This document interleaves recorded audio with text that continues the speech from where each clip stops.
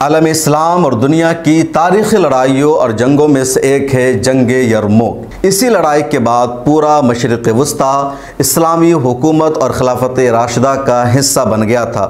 دوسری طرف Roman umpire اور قیصر کا نام و نشان مٹ گیا تھا۔ حضرت عمر رضی اللہ تعالیٰ عنہ کی خلافت کا زمانہ تھا۔ عراق اور شام میں لگاتار مسلمانوں کی فتوحات ہو رہی تھی۔ رومن امپائر کا سورج غروب ہو رہا تھا۔ مسلمانوں نے رومن امپائر کے ہیڈ کوارٹر اور تاریخی شہر دمشق کو بھی 636 عیسوی میں فتح کر لیا۔ اس واقعے کے بعد رومن امپائر اور عیسائیوں نے مسلمانوں کے خلاف فیصلہ کن جنگ لڑنے کا ارادہ کیا۔ قسطنطنیہ میں موجود رومن امپائر کے ذمہ داروں اور جرنیلوں نے صلیبی جنگ کا اعلان کر دیا۔ یہ میسج دیا گیا کہ اگر اس جنگ میں ہم شریک نہیں ہوئے تو پورے عرب ورلڈ سے ہمارا نام و نشان مٹ جائے گا۔ بیت المقدس جیسا تاریخی شہر ہمارے ہاتھوں سے نکل جائے گا۔ قسطنطنیہ سے رومن امپائر کی اپیل کے بعد دنیا بھر سے عیسائی فوج شام کی سرزمین میں جمع ہونے لگی اور دریا یرموک کے کنارے عیسائی فوج کا سمندر خیمہ زن ہو گیا۔ مورخین نے لکھا ہے کہ یہ 10 لاکھ کی تعداد تھی، کسی نے لکھا ہے کہ 8 لاکھ کی تعداد تھی۔ 21 کلومیٹر کے رقبہ میں یہ پوری عیسائی فوج پھیلی ہوئی تھی۔ دوسری طرف مسلم فوج کی تعداد صرف 40,000 تھی۔ حضرت خالد بن ولید رضی اللہ تعالیٰ عنہ کے ہاتھوں میں اسلامی فوج کی کمان تھی۔ 15 اگست 636 عیسوی میں یہ جنگ شروع ہوئی اور اگلے 6 دنوں میں نتیجہ آ گیا۔ 20 اگست 636 عیسوی کو مسلمانوں کی ہمت، طاقت اور شجاعت کے سامنے بازنطینی عیسائی فوج کو میدان چھوڑ کر بھاگنا پڑا۔ اس جنگ میں مسلمانوں کی فتح کے بعد پورا ارض شام خلافت راشدہ کا حصہ بن گیا۔ ارض شام کا مطلب ہے آج کا اردن، فلسطین، سیریا، عراق کا آدھا حصہ، ترکی کا بھی نصف حصہ اور بحیرہ روم ارض شام کی سرحدوں میں اس وقت شامل تھا۔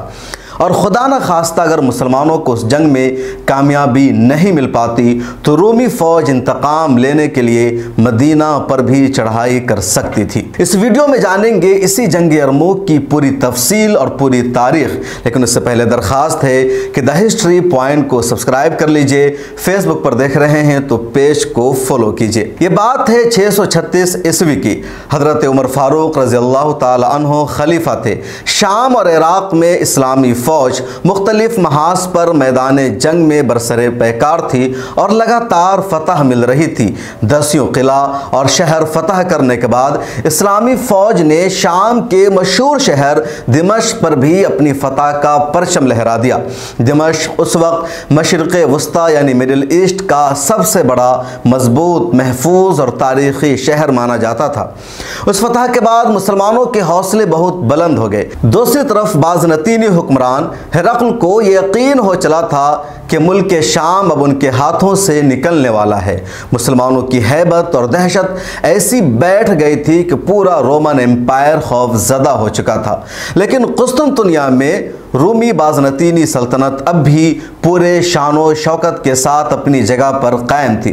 چنانچہ تمام عیسائی دنیا اور بازنطینی سلطنت میں اعلان جنگ کیا گیا اور دنیا کے ہر کونے سے عیسائی لشکر شام پہنچنا شروع ہو گئے۔ یہ تاریخ کی پہلی باقاعدہ صلیبی جنگ کی تیاری تھی۔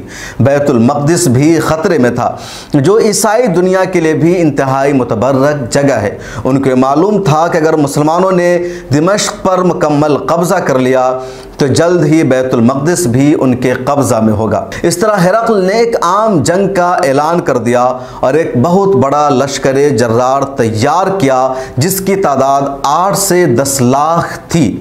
اس جنگ کو تاریخ میں جنگ یرموک کے نام سے یاد کیا جاتا ہے۔ صلیبیوں کو اچھی طرح اندازہ تھا کہ اگر جنگ یرموک میں ان کو شکست ہوتی ہے تو پھر شام کا پورا صوبہ اور بیت المقدس کا شہر بھی ان کے ہاتھوں سے نکل جائے گا اور اس کے بعد صرف مصر ہی ان کے ہاتھ باقی بچے گا۔ شام پر وہ اپنا کنٹرول تقریباً کھو چکے تھے۔ جنگ یرموک ہی اب ان کی آخری امید تھی اور یہی وجہ تھی کہ انہوں نے بھی ایک فیصلہ کن جنگ کے لیے اتنا بڑا لشکر تیار کیا۔ دریائے یرموک کے کنارے لڑی جانے والی اس جنگ نے تاریخ کا رخ بدل کر رکھ دیا۔ رومیوں کو اپنی تعداد، عسکری قوت پر اتنا غرور اور گھمنڈ تھا کہ انہوں نے جنگ حکمت عملی کے حوالے سے ایک بہت بڑی فاش غلطی بھی کی۔ پڑاؤ کے لیے یرموک کے میدان کا انتخاب کیا جس کے 3 سائیڈ میں دریا تھا جبکہ صرف ایک طرف میدان تھا۔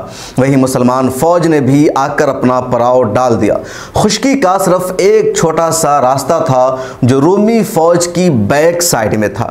رومیوں کا خیال تھا کہ 10 لاکھ کے لشکر کے ساتھ 40,000 مسلمانوں کا مقابلہ کرنا کوئی مشکل بات نہیں ہے بلکہ کوئی جنگ ہی نہیں ہے، ہماری جیت یقینی ہے۔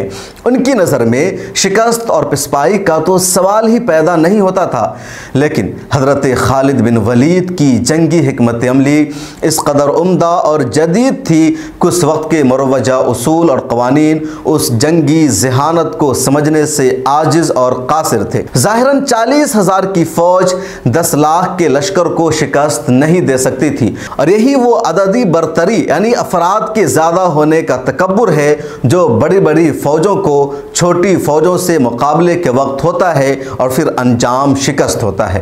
حضرت خالد نے 40,000 کی فوج کو 1,000 کے 40 دستوں یعنی یونٹ میں تقسیم کیا اور ہر دستے کا ایک کمانڈر مقرر کیا۔ ہراول اور محفوظ اضافی دستے الگ الگ کیے۔ میمنہ یعنی رائٹ فلینک، میسرہ یعنی لیفٹ فلینک اور قلب یعنی سینٹر کو از سر نو ترتیب دیا۔ فوج کے یہ تینوں اہم حصے گھوڑ سوار دستوں پر مشتمل تھے اور پھر ایک ایسی جنگ کی تیاری شروع کر دی جس سے قبل خود حضرت خالد نے بھی نہیں لڑی تھی۔ مسلمانوں کی 40,000 فوج میں 1,000 کے قریب صحابہ کرام تھے، جن میں 100 کے لگ بھگ وہ صحابہ بھی تھے جو جنگ بدر میں بھی شرکت کر چکے تھے۔ جزیرہ نما عرب سے باہر کسی بھی جنگ میں بدری صحابہ کرام کی اتنی بڑی تعداد اب تک شامل نہیں ہوئی تھی۔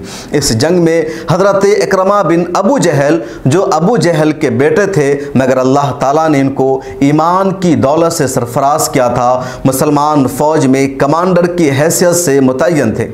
حضرت زرار، حضرت ابو عبیدہ، حضرت خالد، حضرت قیس بن حبیرہ، حضرت سعید بن زبیر، حضرت معاذ بن جبل، حضرت عمرو بن عاص، حضرت زید بن ابی سفیان، حضرت شرجیل بن حسنہ جیسے جید صحابہ کرام اس جنگ میں براہ راست شریک تھے۔ اسلام نے اپنے تمام جگر گوشے اس جنگ کے لیے میدان میں بھیج دیے تھے۔ مسلمانوں کو یہ خطرہ بھی لاحق تھا کہ اگر اس جنگ میں مسلمانوں کو شکست ہوئی تو رومی بدلہ لینے کے لیے مدینہ منورہ کو اپنا اگلا ہدف بنا سکتے ہیں۔ مسلمانوں کے پاس گھوڑ سوار فوج کی تعداد بہت کم تھی، تقریباً صرف 12,000۔ پیادہ فوج زیادہ تھی۔ مسلمان تبھی کامیاب ہو سکتے تھے جب گھوڑ سوار فوج کو بہت ہی منظم طریقے سے استعمال کیا جاتا۔ حضرت خالد بن ولید نے یہاں پر ایک نئی حکمت عملی اپنائی۔ اس سے پہلے گھوڑ سوار فوج کو اس طرح کسی اور جنگ میں استعمال نہیں کیا گیا تھا۔ حضرت خالد کی حکمت عملی کی بنیاد پر گھوڑ سوار دستوں کی تیز رفتار حرکت، دشمن فوج کے پہلوؤں پر حملہ کرنا، اپنی پیادہ فوج پر بڑھتے ہوئے دباؤ کو روکنا اور دشمن کے سینٹر کو کمزور کرنا تھا۔ 15 اگست 636 عیسوی کو رومیوں اور مسلمانوں کے مابین گھمسان کی جنگ شروع ہوئی۔ پہلے دن کوئی نتیجہ سامنے نہیں آیا اور شام کے وقت جنگ رک گئی۔ دوسرے دن پھر جنگ کی شروعات ہوئی اور شام تک کوئی نتیجہ سامنے نہیں آ سکا۔ تیسرے دن رومی فوج کا پلڑا بھاری نظر آیا۔ حالت یہ تھی کہ رومیوں کے دباؤ کی وجہ سے اسلامی فوج کا میسرہ سینٹر کی جانب سمٹ گیا۔ اسی کا فائدہ اٹھاتے ہوئے آرمینی اور رومی سپاہی بڑی تعداد میں مسلمان لشکر کے پیچھے موجود مسلمان عورتوں کے خیموں تک پہنچ گئے۔ یہ بہت نازک موقع تھا کیونکہ اس موقع پر تھوڑا سا مزید دباؤ مسلمانوں کو شکست سے دوچار کر سکتا تھا۔ شام میں لڑی جانے والی جنگی مہمات میں پہلی مرتبہ مسلمان شکست کے اتنا قریب آ گئے تھے، لیکن اللہ تعالیٰ کے فضل و کرم سے رومی جرنیل اس موقع سے بھرپور فائدہ نہیں اٹھا سکے اور دشمن کی گھوڑ سوار فوج وقت پر اپنی پیدل فوج की मदद नहीं कर सकी। नतीजतन मुसलमानों ने दुश्मन के इस हमले का दबाव तोड़ दिया और आगे बढ़ते गए। उस मौका पर एक और गैर मामूली वाक़या भी पेश आया। मुसलमान औरतें अपने खेमों से बाहर निकल गई और उन मुसलमान फ़ौजियों को ललकारना और लान तान करना शुरू कर दिया जो दुश्मन के दबाव की वजह से पीछे हटने लगे थे। उन्होंने मुजाहिदीन को गैरत दिलाई, मुखातब करके कहा, जाओ और मर्दों की तरह लड़ो, औरतों की तरह पीछे मत हटो। अब फैसला कुन मरहला आ पहुंचा था। हज़रत इकरमा बिन अबू जहल ने ज़ोर से आवाज़ लगाई और कहा, कौन है जो मौत पर मेरे साथ बैत करता है। यानी हालात इस निहश पर पहुंच चुके थे कि अब जानिसारी का वक्त आ पहुंचा था। मुसलमान फ़ौज के 400 मुजाहिदीन ने हज़रत इकरमा की आवाज़ पर लब्बैक कहा और फिर नहायत सरफरोशी और जांबाजी से मैदान जंग में कूद पड़े। तब तारीख़ ने देखा कि जंग का पासा पलटना शुरू हो गया और मुसलमान जो पिस्पा हो रहे थे, हार रहे थे, दुश्मन को वापस पीछे ढकेलने लगे। अब पहली मरतबा जंग की बाजी मुसलमानों के हक़ में पलटने लगी थी। हज़रत खालिद रज़ी अल्लाह तआला अन्हु ने अपनी फ़ौज को असर नौ तरतीब दिया और अपने घुड़सवार दस्तों का इस्तेमाल करना शुरू किया। यूँ दुश्मन की फ़ौज दबाव का शिकार हो गई। दुश्मन की घुड़सवार फ़ौज जब मुसलमानों को रोकने के लिए आगे बढ़ी तो मुसलमान घुड़सवारों ने उनका रास्ता रोक कर उन्हें पीछे हटाना शुरू किया। जब दुश्मन के घुड़सवार दस्ते पीछे हटने लगे तो मुसलमानों की पैदल फ़ौज आगे बढ़ने लगी और मुसलमान घुड़सवार दस्तों ने दुश्मन की पैदल फ़ौज पर शदीद हमला शुरू कर दिया। हज़रत खालिद बिन वलीद के इन हरबों ने दुश्मन को हैरान करके रख दिया। उनकी सफ़ें एक एक करके उखड़ना शुरू हो गई, सफ़ों में इंतशार पैदा हो गया, वो पीछे हटने पर मजबूर हो गए। इससे एक दिन कबल एक और गैर मामूली वाक़या पेश आया था। सिपह सलार आज़म हज़रत अबू उबैदा बिन जर्राह रज़ी अल्लाह तआला अन्हु को ख़बर मिली कि अरब के नसरानियों की फ़ौज रूमी फ़ौज का साथ देने आ रही है जिसकी तादाद 60,000 से ज़्यादा है। हज़रत खालिद को इसकी इत्तला दी गई तो उन्होंने सिर्फ 60 मुजाहिदीन के साथ 60,000 के लश्कर को शिकस्त से दो चार करके उल्टे पांव वापस जाने पर मजबूर कर दिया। इस जंग का तफसीली तस्करा एक अलग वीडियो में हम करेंगे। बात हो रही है जंग यरमूक की। 5वें दिन रोमी फौज थक कर चूर हो चुकी थी और उनके जर्नील और कमांडर हिम्मत हार चुके थे। इसका अंदाज़ा मुसलमानों को इस बात से हुआ कि दुश्मन के कमांडर ने हज़रत अबू उबैदा को पैगाम भेजा कि हम जंग को चंद दिनों के लिए रोकना चाहते हैं ताकि अमन मुआहदे की शराइत तय की जा सके। हज़रत खालिद बिन वलीद ने दुश्मन की इस कमज़ोरी को भांप लिया और सुलह के मशवरे को फ़ौरन रिजेक्ट करते हुए कहा, हमें अब इस क़ज़िये को ख़त्म करने में जल्दी करनी चाहिए, लिहाजा अब वक्त ज़ाय नहीं किया जा सकता। हज़रत खालिद बिन वलीद को यह भी अंदाज़ा हो चुका था कि अब फ़ैसला कुन जंग का वक्त आ पहुँचा है। चुनांचे उन्होंने अपने तमाम घुड़सवार दस्तों को एक जगह जमा किया। 8,000 मुसलमान घुड़सवार एक सफ़ में आ गए। आपने 5,000 घुड़सवार को रोमियों के बैक साइड में रवाना कर दिया। हज़रत खालिद बिन वलीद को यकीन हो चला था कि वो अगले दिन इस जंग को पाए तकमील तक पहुँचाएंगे और रूमी यकीनी तौर पर फ़िरार का रास्ता इख्तियार करेंगे। उनके 3 साइड में दरिया था और बैक साइड में सिर्फ एक तरफ खुश्की का रास्ता था जहां पर अब हज़रत खालिद बिन वलीद ने हज़रत ज़र्रार रज़ी अल्लाह अन्हु को 5,000 घुड़सवार के दस्तों के साथ तैनात कर दिया था ताकि दुश्मन के फ़रार के तमाम रास्ते मसदूद कर दिए जाएं और भाग ना सके। जंग के शुरू होने से कबल ही इस तरतीब से ज़ाहिर होता है कि हज़रत खालिद बिन वलीद के अंदाज़े किस कदर सही और मुकम्मल थे। फिर वही हुआ जिसकी तवक्को थी। छठे दिन जब अल्लाह की तलवार यानी हज़रत खालिद रज़ी अल्लाह अन्हु की तलवार चलना शुरू हुई तो रूमी इस हमले की ताब को बर्दाश्त नहीं कर सके।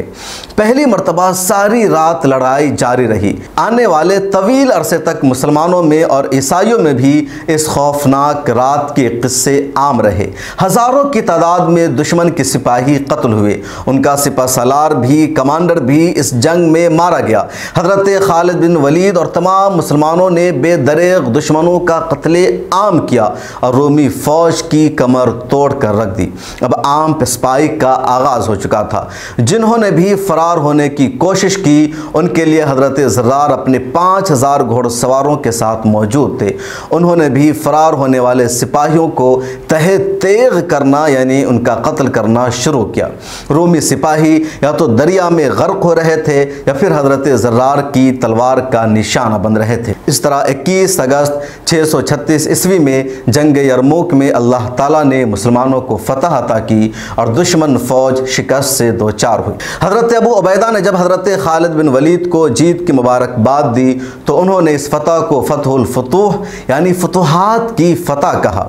یقیناً یہ سچ تھا، کیونکہ جب سے مسلمانوں نے اپنی سرحدوں سے باہر جنگی مہمات شروع کی تھی تب سے لے کر اب تک مسلمانوں نے اتنی خونریز جنگ پہلے کبھی نہیں لڑی تھی۔ اسی جنگ میں حضرت اکرمہ اور ان کے بیٹے شہید ہو گئے۔